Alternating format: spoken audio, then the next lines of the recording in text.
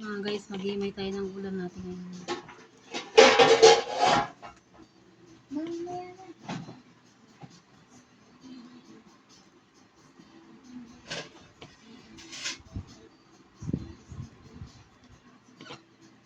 So mga guys, kaya dahil tayo nagtitipid, ito lang ulamin natin ngayon. Malunggay.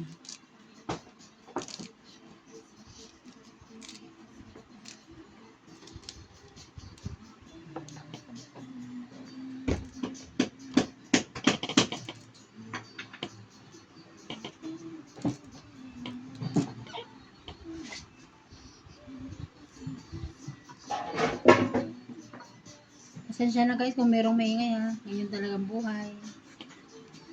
Kailangan nating kailangan nating himayin ng maayos para masarap yung kainin. Kasi pag hindi yan nahimay, naku po, marami niyang maraming mga kahoy. Baka babara yan sa lalamunan natin. Itong malunggay na to guys, napakalusog dyan sa ating katawan.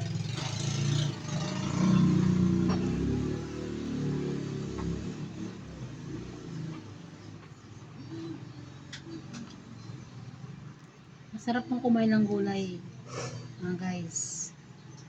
Ito yung pampalakas at saka pampahaba ng buhay nga nasabi nila.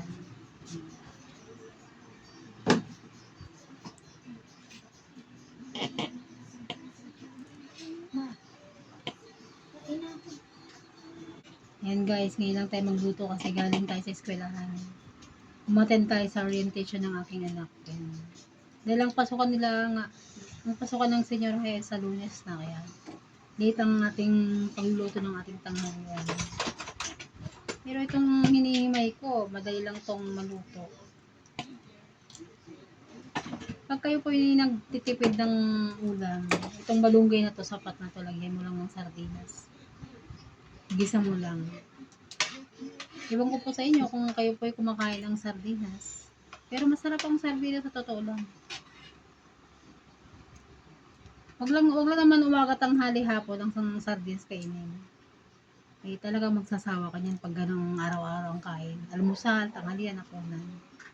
Maganda yung once a week, ganyan, twice a week. Para naman nakakamiss yung sardinas kainin, di ba?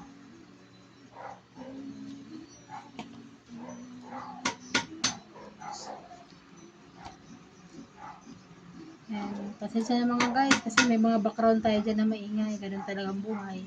Kasama na yan sa buhay natin yung may maingay, may masaya, di ba? Yan guys, tapos ko lang may dahon ng malunggay. Okay na yan kasi naman yan kumbaga,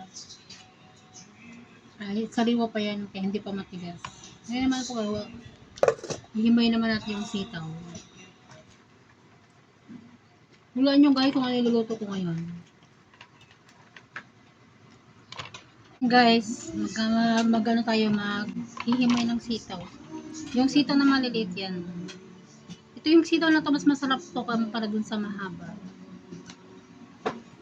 Ngayon, gagawin po natin ay lalagyan natin ng gata. Yan. Malunggay, sitaw. Tapos, yan, lalagyan natin ng isang patatas. Ito, nabili ko lang to ng 19 pesos. Yan. Yung 50 pesos mo, kasya na kasi sa akin. Hindi naman ako gumastos ng malunggay at saka sitaw. Kumbaga tanim lamang po ito sa ating garden.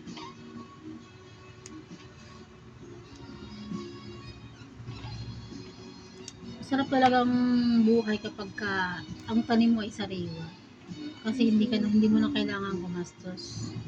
Meron ka ng tanim na kailangan mong i-harvest pag ikaw yung gusto mong magluto ng gulay. Dahil medyo matigas na, gagawin ko na lang yung buto na lang kukunin ko. Pero hindi naman lahat matigas.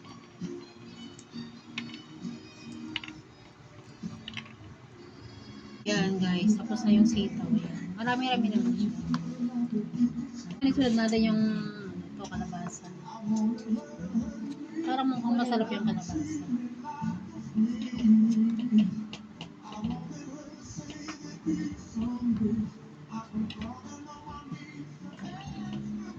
Guys, tapos na yung nahimay ko na yung sitaw at saka kalabasa yan. Marami-rami naman siya.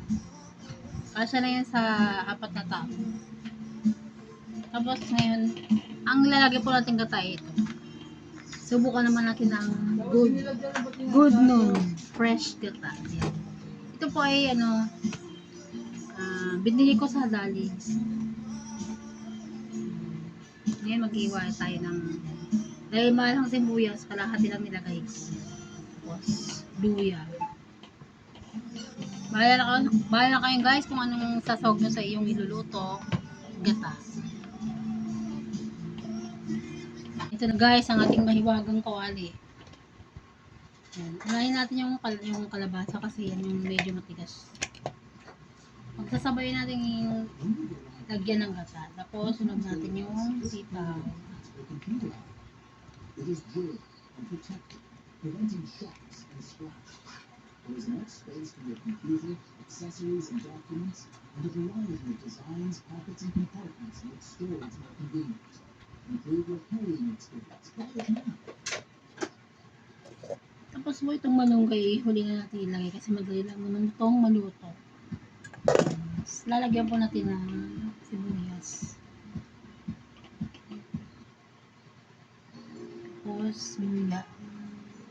Hindi na po ako naglalagay ng bawang sa ginataan. Ngayon po ito, isasawag natin. Yan, yung natirang baboy. Isasawag natin sa ginataan.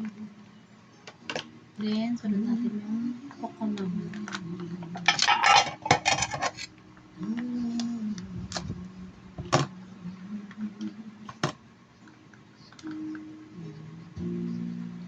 Okay naman siya, malapot naman siya mga guys.